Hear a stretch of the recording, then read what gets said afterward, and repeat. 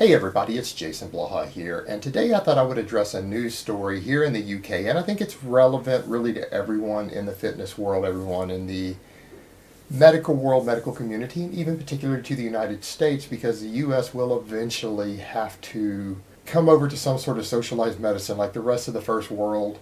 And at the same time, since the taxpayers are going to be paying much less, obviously, than you do with your current system to treat people's medical conditions, the obesity epidemic is going to have to be confronted as an actual medical issue, because that's what it is at this point.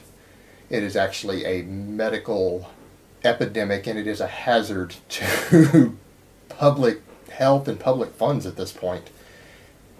And so here in the UK, one of the things that they've done is they've implemented in the NHS, which is the socialized medicine here, they do have a BMI scale, and if a person comes back and the nurse is assessing them and their BMI is anywhere near the obese range, and then they will make recommendations of lowering calories, increasing exercise, and they'll discuss this with you, and they will oftentimes then refer you to a dietitian, because obesity is on the rise here in the UK also, and the government, because taxpayers do pay for everyone's medical treatment, they are concerned with the diseases it causes, and therefore they want preventative measures in place. And unfortunately, what we saw here was one of the failings of the BMI. We have a story of a female bodybuilder, and I'll link the story for you guys and some pictures down there, and she looks quite good, really. But because she was 4'11", she came back with a BMI of 29, which is almost obese, and the nurse interviewing her told her that she needs to go on a reduced calorie diet, needs to increase her exercise, because the nurses aren't necessarily aware of the failings of the BMI.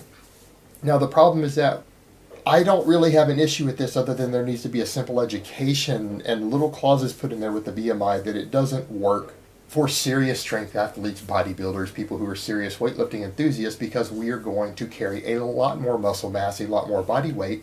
And even when people talk about body composition, a strength athlete who does cardio and lifts at least 3 times a week heavy and is put on a lot of muscle mass is going to have much better blood markers, much better health markers, even at 20% body fat, than, say, a sedentary person does. So we can actually carry a lot more fat while being healthier, because of things like our insulin sensitivity and energy turnover from all the training. So our blood work is going to look a lot better even at the same fat.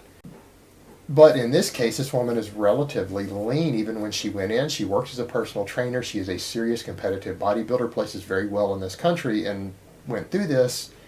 And here's the issue with this getting in the news that I'm concerned about is, guys, we're the 1%ers. Those of us who train really hard and our BMI is going to be not a good indicator of our overall health, we make up 1% of the population. The problem is that when a news story like this runs, is that all the people who are sedentary, they are out of shape, who see this will say, see, there you go, an example, the BMI weight doesn't matter. But for the majority of people who do not weightlift hard and intensely, BMI does matter.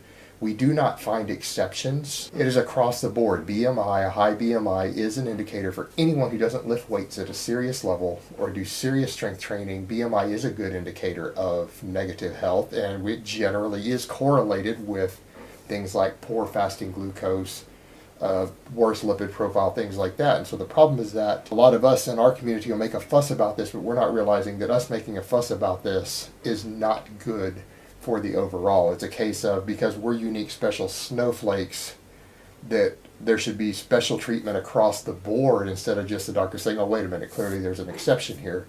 And that's not a good thing in this case, because the obesity epidemic is real. It is killing people, it is shortening lives, and it's costing people, and particularly taxpayers, tons of money to treat these people who have chosen this type of lifestyle. And accordingly, stories like this are going to give those people the wrong idea, because it will be people who haven't spent 5 years under a heavy squat bar who are going to say, well, see, my weight doesn't matter. No, the truth is it does. And so we need to be leery about us in the fitness community making such a big deal about this, other than just saying, look, you guys need to put clauses in for us. And doctors just need basic awareness, doctors and nurses, rather than us making a big deal and saying something like get rid of the BMI, because for 99% of the population, it works, and it is a good tool, and it is a good indicator that someone needs to get their ass in the gym and they need to eat better. Alright guys, that's really all I have to say on that today. I hope it has been informative, and I will talk to you guys next time. But let me give you guys a bicep shot before I go.